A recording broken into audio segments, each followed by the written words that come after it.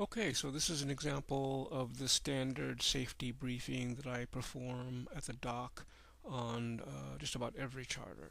The only difference between this safety briefing and one for Colgate 26 is that on the Colgate 26s, need to announce stepping on, stepping off, because those little boats rock back and forth.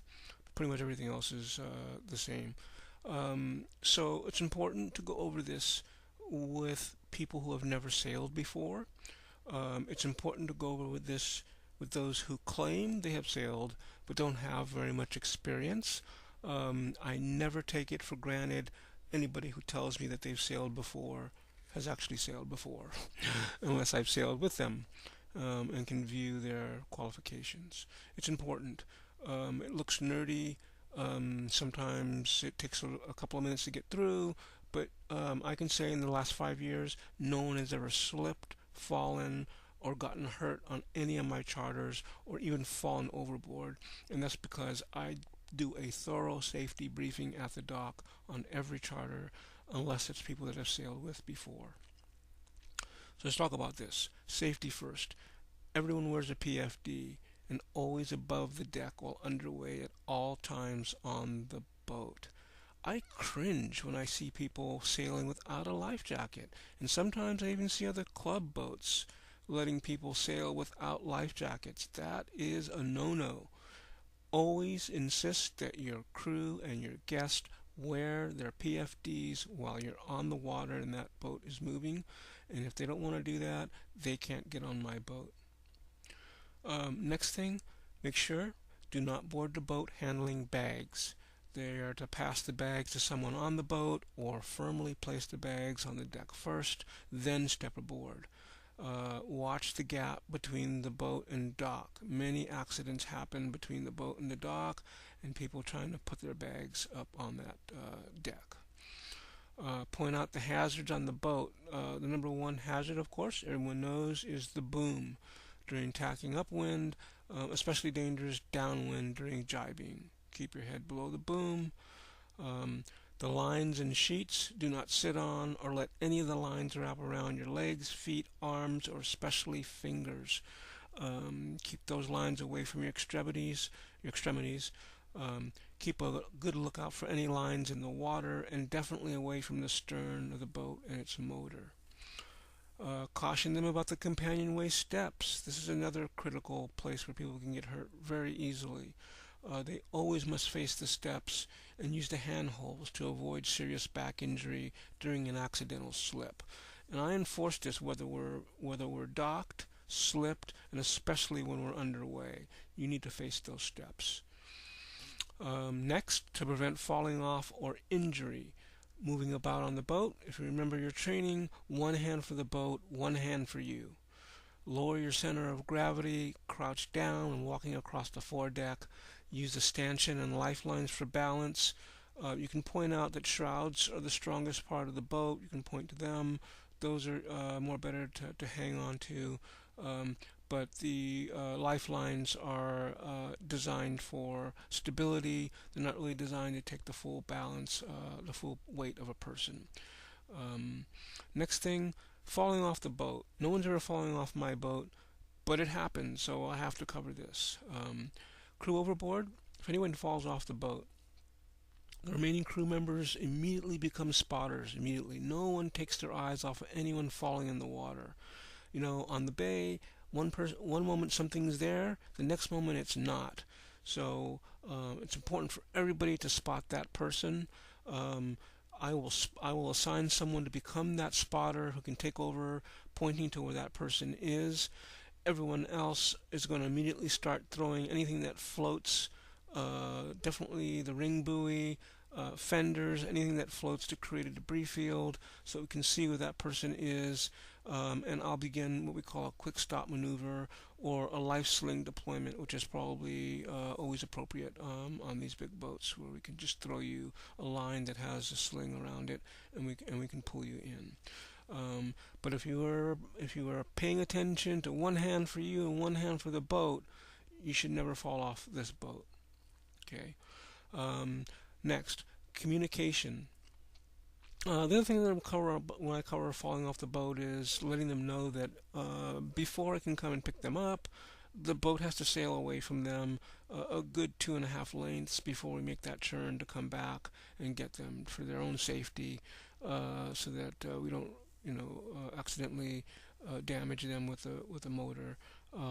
Or run into them. So we get a good 2.5 boat lengths away, then circle around, and that spotter continuously points to that person in the water so that we don't lose sight of them. Okay. Next thing is communication. Everyone needs to be prepared to attack, ready about, prepared to jibe ho. There's several different terms to use to call out attack or a jibe. Basically, you let them know we're going to prepare. They give the signal that they're ready, and then we do the jibe or the tack. Other commands include heading up, heading down. You may be asked to move by the skipper or crew to move from where you're sitting to access boat controls. So let them know to be ready to move. Don't get too comfortable where they are. For first-time sailors, this is really critical to point out that sails make a lot of noise and loud luffing, flapping in the wind, especially when raising, lowering, furling, or unfurling sails during tacking and jibing. That this is normal, so that they don't freak out when they start hearing those noises. Let them know that sailboats are designed to heel and tilt in the wind. A lot of people never knew that. They see sailboats out there, they don't think about the way they're tilted over to actually get on one. So let them know that tilting or heeling is normal, and that we'll let them know whenever there's going to be any what we call close hauled or beam reach sailing, which tends to make that boat heel over. And we always recommend that the sailing bags are stowed in one of the cabins on the deck floor, so that stuff doesn't spill over all over the floor. So let them know about healing, that it's normal. I also let them know that we can control the heel if we need to. We can release that main and level out the boat. But let them know that that's part of the experience of sailing. And then before departing or on the way out, we'll explain the self-tailing winches, how they work. And if there's electric winches, let them know how they work. On the big boats, normally it's 3 wraps clockwise, and 1 wrap on the lazy or none on the lazy side. Make sure that they understand to keep their thumbs upwards towards their body. Anybody who's going to be working a winch for you, go over this with them. Please don't take this for granted. We'll explain where the fire extinguishers are located on the boat, and how to start and stop the motor. We'll definitely explain what the boat is for, what the ring buoy is for, and especially the life sling device. I always go over to the life sling, pop it open, let them take a look at it, let them know how it's going to be deployed behind the boat if they fall off. That makes everybody feel comfortable that you know what you're doing. And then if they have any questions. And go over this before anybody steps aboard the boat, for anybody who hasn't sailed before. They will love you in the end for it. So that's a safety briefing that I give on every charter.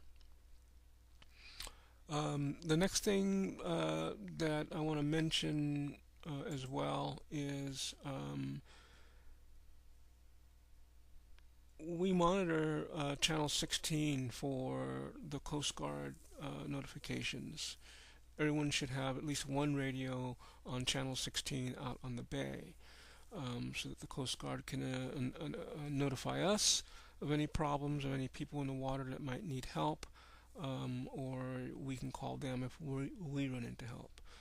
But another good station to monitor is bay traffic on channel 14.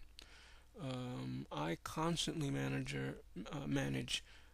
management on channel 14.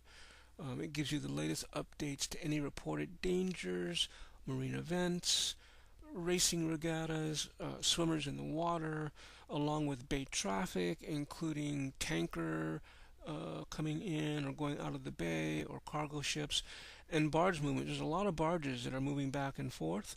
So if you monitor channel 14, every few minutes you'll hear an announcement about traffic in your area, and to be on the lookout for any recreational events that you might not have known when you left your port. So it's a good idea to monitor channel 14 as well. So that's about it. Until next time, I'll talk to you later.